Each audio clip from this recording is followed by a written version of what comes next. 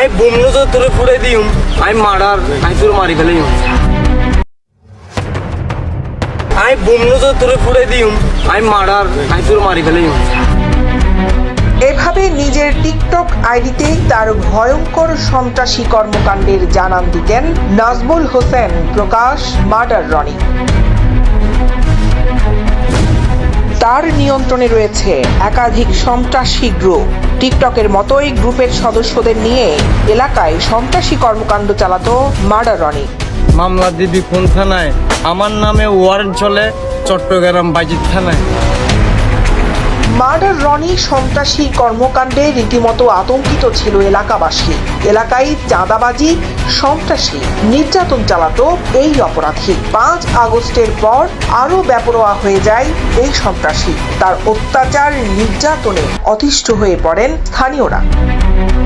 সিএমপির ঘোষিত S drive অপারেশনে গ্রেফতার করতে সক্ষম হয় বায়েজিদ থানা পুলিশ। তার স্বীকারোক্তি মতে বায়েজিদ কাঁঠালবাগান এলাকার একটি পরিত্যক্ত কলোনি থেকে পিস্তলের 10 রাউন্ড ও শর্ট গানের 12 রাউন্ড গুলি উদ্ধার করা হয়।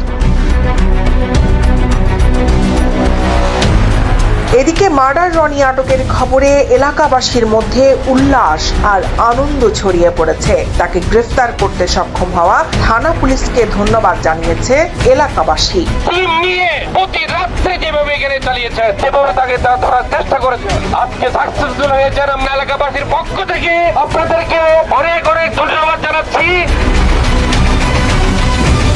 ইতোপূর্বে তার বিরুদ্ধে অস্ত্র ছিনতাই সহ হত্যা সহ বিভিন্ন অপরাধের মামলা রয়েছে।